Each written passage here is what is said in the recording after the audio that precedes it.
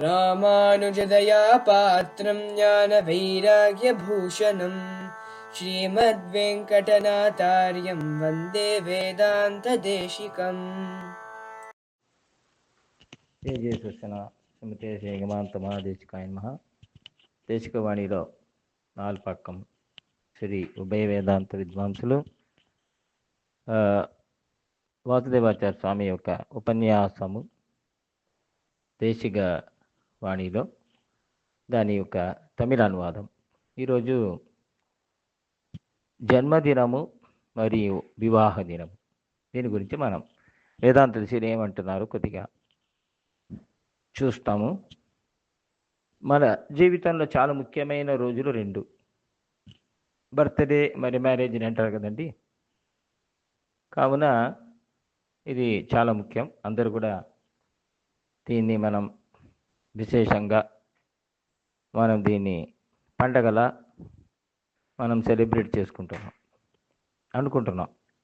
ముఖ్యంగా పుట్టినరోజు మరి వివాహం అయిన రోజు ఇది లౌకికమైన విషయం అనుకోవద్దు. శాస్త్రం కూడా అంటుంది పుట్టినరోజుని చాలా చక్కగా దాన్ని ఒక పండగలా చేయాలని బోధాయనలు అంటున్నారు. బోధాయన మహర్షి ఆ రోజు ఏముంది పండగ అంటే తిరువారాధనం, మరి గుడికి వెళ్ళడం, పెద్దవాళ్ళ ఆశీర్వాదం, తల్లిదండ్రులు, గురువులు, పెద్దవాళ్ళు, వృద్ధులు, వయోవృద్ధులు, జ్ఞానవృద్ధుల ఆశీర్వాదాన్ని పొందాలంటున్నాం. అపస్తంభులు వివాహ రోజును కూడా మరవకూడదు. ముఖ్యంగా ఆ వివాహ దినాన్ని కూడా మనం చక్కగా పండగలా చేయాలి. ఆ నక్షత్రాన్ని మనం రాసుకోవాలట. అది మరి మంచి కార్యములు, ఆ రోజు మంచి కైంకర్యములు చేయాలంటున్నారు ఆపస్తంభ మహర్షి. కావున ఆ రోజు ఏం చేస్తాం, వివాహ దినము ఆ రోజు తిరువారాధన ఇవన్నీ చేసి ఇది దేవాలయానికి వెళ్ళడం, భాగవత తద్యాలు ఏదో ఒకటి చక్కగా దాన్ని మనం జరుపుకోవచ్చు. వేదాంతశీలు ఏమంటున్నారు, పుట్టినరోజు అంటే సమాశ్రయనం జరిగిన రోజు, వివాహ దినము అంటే భరణ్యాసం ప్రపత్తి ఏ రోజు జరిగిందో అదే అంటున్నారు. ఆత్మకు జన్మ అనేది లేదు, ఎల్లప్పుడూ ఉంటుంది కదా. ఏ రోజు ఆత్మకు శరీరం, మంచి శరీరం దొరుకుతుందో అదే మంచి రోజు. శరీరం దొరికిన రోజు ఉండని, మంచి జ్ఞానం పొందితేనే మంచి రోజు, అదే మనకు పుట్టినరోజు. సమాశ్రయణం ఏ రోజు జరిగిందో అదే మనకు పుట్టినరోజు. మంత్రోపదేశం, మంత్రార్థ జ్ఞానం ఇవన్నీ మనకు దొరుకుతుంది కదా ఆ రోజు. అది లభిస్తే ఆ రోజే మన జీవితం మారిపోతుంది. ఆచార్యులు అంటున్నారు, ఈ రోజు నుంచి నువ్వు తిరుమంత్రార్థం తెలుసుకొని చక్కగా కైంకర్యం చేయాలి, అష్టాక్షరం జపం చేయాలి, రహస్యత్రయ మంత్రములు జపం చేయాలి, రహస్య గ్రంథములు కాలక్షేపం చేయవచ్చు. ఇలా కొత్త జన్మ అదే సమాశ్రయణం.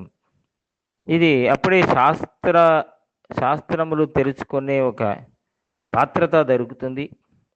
మరి అది మాత్రం కాదు, పెరుమాళ్ళ ఒక తిరువారాధన పాత్రములు ముట్టుకోదానికి కూడా అదొక యోగ్యత. లేదా చాలా మంది ఇంట్లో ఈరోజు కూడా వివాహం అయ్యి అయిన తర్వాత కిచెన్లలో చేయరు, వంటగదిలో. దానికి ముందు సమాచారం చేసుకుంటేనే ఆ పాత్రములు మనం ముట్టుకోవచ్చు. దేవాలయంలో తిరువారాధనము, దేవాలయంలో కైంకర్యము మనం చేసుకోవచ్చు. అంతరంగ కైంకర్యములు చేసే ఒక యోగ్యత, పెరుమాళ్ళకు చేసే యోగ్యత వస్తుంది. మనం పెరుమాళ్ళకు దాసుడు అనే జ్ఞానంతో కైంకర్యం చేయాలి. ఇలా మనకి యోగ్యతను మనకు సంపాదించేవాళ్ళు, యోగ్యతను ప్రసాదించేవాళ్ళు ఆచార్యులు. కావున ఈ జ్ఞాన జన్మ చాలా ముఖ్యం. ఎంతో శరీరం, ఎన్నో లక్షల శరీరం తర్వాత ఇప్పుడే జ్ఞాన జన్మ దొరికినది కాదా, దాన్ని మనం చక్కగా పండగలా చేసుకోవాలి కదా. సరే, తల్లిదండ్రులు కావాలి కదా ఈ జన్మకు. ఈ జన్మ జ్ఞాన జన్మకు సమాశ్రయణానికి ఎవరు అష్టాక్షరమే తల్లి, ఆచార్యుడే తండ్రి, కైంకర్య జ్ఞానమే దానికి ఒక శిశువు అని వేదాంత జ్ఞానం. దీన్ని వేదాంత దేశికులు అంటున్నారు, ఈ మంత్రోక్తి మాతావాగ ఆచార్యన్ పితావాగ పిరక్కిర విద్యా జన్మంగళ్ ఎల్లావట్టిరం ప్రధానం అంటున్నారు. ఎన్నో జన్మలు అయిపోయింది. అయినా కూడా ఈ సమాశ్రయణం ద్వారా మనకు దొరికితే విద్యా జన్మం జ్ఞాన జన్మమే నిజమైన జన్మము అంటున్నారు. సరే, దాని తర్వాత మనం ఏం చేయాలి? అనాచారంగా ఉండకుండా ఆహార నియమంతో పెరుమాళ్ళ కైంకర్యం ఎంత వీలవుతే అంత యథాశక్తి మనం చేసుకోవాలి, ప్రయత్నించాలి కూడా. జపములు, మంత్ర జపము, అనుష్ఠానము ఇవన్నీ ఎక్కువ చేయాలి. కావున దీన్ని ఒక పండగలా అనుకోవాలి మనం. తిరుమల అంటున్నారు, అందు నాన్ పిరందిలేన్ పిరంద వెన్మరందిలేన్ నిండదం ఇరుందదం కిడందదం ఎన్నెంజుడే అంటున్నారు తిరుమల. ఆచార్య అనుగ్రహం ఏ రోజు దొరికినదో, ఏ రోజు సమాశ్రయం అయినదో ఆ రోజే చంక చక్ర లాంఛనం, ఆ రోజే నాకు జన్మ. దాన్ని నేను మరవను, ఎల్లప్పుడూ మరవను. పెరుమాళ్ళు నా మనసులో ఉన్నాడు, జ్ఞానం దొరికినది. నిండదందై ఊరహత్తు ఇరందదందే పారగత్తు అందు బెగ్గణై కిడందెందినాద మున్నెలాం అని ఎన్నో దివ్యక్షేత్రంలో నిలిచి ఉన్నాడు, కూర్చున్నాడు. తర్వాత శయనంలో ఉన్నారు అనుకున్నాను, కానీ ఇప్పుడే తెలిసినది నా మనసులోనే ఉన్నాడు. ఇదే కదా జన్మ, నిజమైన జ్ఞాన జన్మ. సరే, రెండో విషయం వివాహ రోజు. శరణాగతి ఏ రోజు మనం చేస్తున్నాము? భరన్యాసం అంటారు కదా, ప్రపత్తి.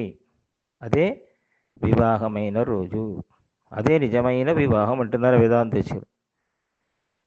ఈ ఆత్మను పరమాత్మతో వివాహం చేసేదే ప్రపత్తి, శరణాగతి.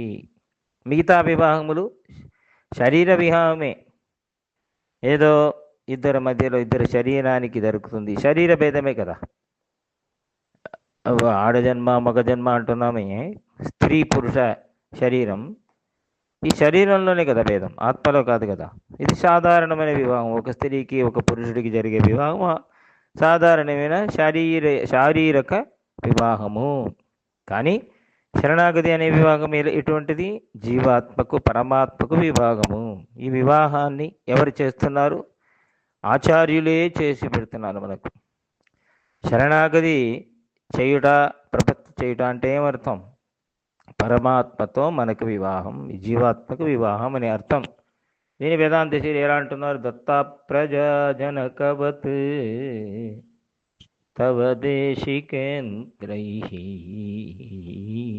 ఇదే పెళ్ళి, వివాహం అంటే ఇదే.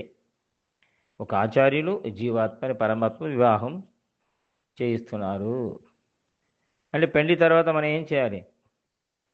ఒక స్త్రీ ఏం చేస్తుంది, ఏం చేయాలి? ఒక కోడలు భర్తతో కలిసి కాపురం చేయాలి, అదే కదా ముఖ్యం.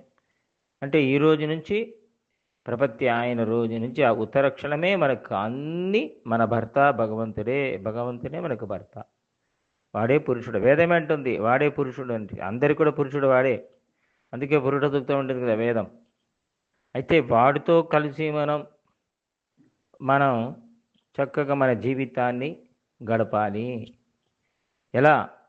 ఏది భుజించినా ఇది భగవంతుడికే అనే ధ్యానంతో దాన్ని భుజించాలి. ఏ కైంకర్యం చేసినా వాడికే శేషంగా అనుకోవాలి, శేషత్వ జ్ఞానంతో చేయాలి.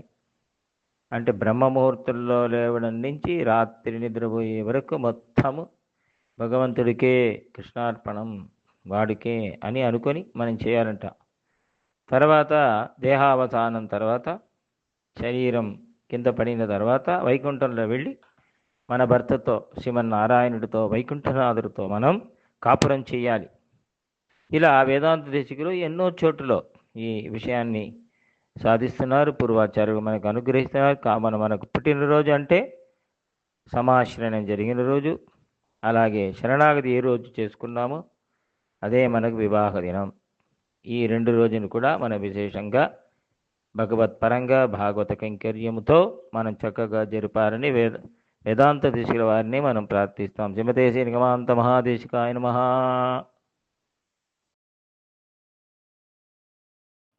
कवितार्किक सिंहाय कल्याण गुणशालिने श्रीमते वेंकटेशाय वेदांत गुरवे नमः।